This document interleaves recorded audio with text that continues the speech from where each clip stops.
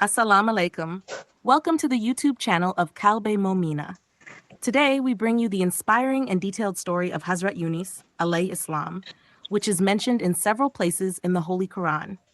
This story provides valuable lessons on the importance of monotheism, patience, and repentance. Let's delve into the life and teachings of this great prophet. Hazrat Yunus, alayhi Islam, was born in Mosul, an Iraqi city on the left bank of the Tigris. He was a descendant of Hazrat Hud. Opposite Mosul was the city of Nineveh, which was at its peak at that time and inhabited by the people of Thamud. The population of Nineveh exceeded 100,000. As mentioned in the Holy Quran, and we sent him, Yunus, alayhi Islam, as a prophet to 100,000 people or more.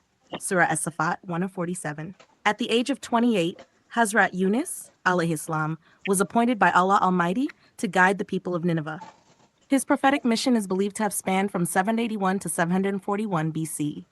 The story of Hazrat Yunus, alayhi Islam, is mentioned in several surahs of the Holy Quran, including Surah An-Nisa, Surah Al-An'am, Surah Yunus, Surah As-Safat, Surah Al-Anbiya, and Surah Al-Kalam. In some surahs, he is referred to as Dhul Nun and Sahib al-Hut, meaning the one with the fish, due to his time spent in the belly of a great fish. Hazrat Yunus, alayhi Islam, tirelessly called the people of Nineveh towards monotheism and away from idolatry. However, they stubbornly refused to accept his message and continued in their disobedience. As their defiance reached its peak, Allah commanded Yunus, alayhi Islam, to warn them of impending punishment within 3 days if they did not repent. Hazrat Yunus, Islam, delivered this warning to the people, who were initially skeptical but began to worry due to Yunus's reputation for truthfulness. They decided that if Yunus, alayhi Islam, left the town, it would be a sign that the punishment was imminent. That night, Hazrat Yunus al-Islam left Nineveh, seeking refuge from the potential wrath of the people should the punishment not occur. The next morning, the people of Nineveh observed a black smoke-like cloud in the sky, a clear sign of divine punishment approaching. In desperation, they sought Hazrat Yunus al-Islam to ask for his intercession and to repent for their sins. However, they could not find him, and realizing the severity of the situation, they gathered in an open field. The entire community, dressed in sackcloth, including women, children, and even animals, earnestly repented and sought forgiveness from Allah. Their sincere repentance moved Allah, and He accepted it, lifting the impending punishment. According to tradition, this occurred on the day of Ashura, the 10th day of Muharram. Meanwhile, Hazrat Yunus, alayhi Islam, waited outside the town, unaware of the people's repentance and the punishment being averted. He feared that he would be accused of being a false prophet, since the punishment did not occur as he had warned.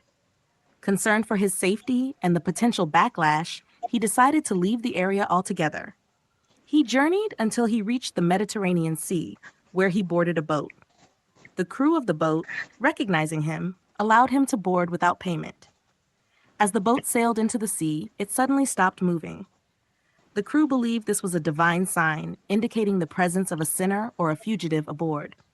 To determine who it was, they decided to cast lots. Despite the crew's initial reluctance to believe it could be him, Hazrat Yunus's alayhi Islam name came up in the draw. Realizing the divine will at work, Hazrat Yunus, alayhi Islam, confessed that he was the one responsible, considering his departure without Allah's explicit permission a sin. He offered himself to be thrown into the sea, despite the crew's initial hesitation. As soon as Hazrat Yunus alayhi Islam was thrown into the sea, a large fish commanded by Allah swallowed him whole.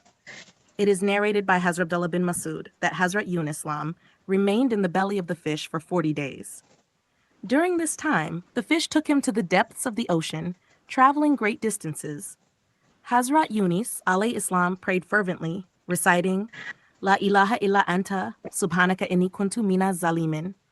There is no God but you, glory be to you, I have been among the wrongdoers. This prayer, full of humility and repentance, reached the heavens, and Allah accepted it. The fish was then commanded to release Hazrat Yunus Islam, and he was expelled onto the shore, weakened but alive. The Holy Quran describes how Allah provided for Hazrat Yunus, alayhi Islam, during his recovery. A plant, often interpreted as a gourd, grew near him, providing shade and comfort. Additionally, A wild goat came to him every morning and evening, providing him with milk. This care helped him regain his strength. The Prophet, peace and blessings of Allah be upon him, explained the significance of Hazrat Yunus's alayhi salam prayer, emphasizing that it is a powerful supplication for any believer in distress. Allah's mercy and forgiveness are always available to those who sincerely repent, as demonstrated in the story of Hazrat Yunus alayhi salam. The story of Hazrat Yunus alayhi salam is unique among prophetic narratives. Unlike other communities, the people of Nineveh sincerely repented before the divine punishment was executed, and Allah spared them.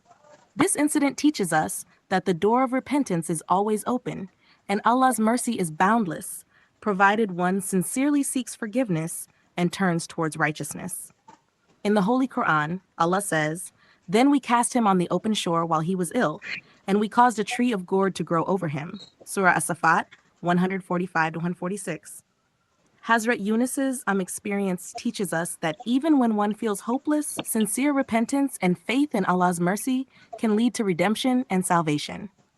As we conclude, the story of Hazrat Yunus alayhi salam reminds us that Allah's mercy is always within reach for those who sincerely repent and follow His commandments. May we all learn from this story and seek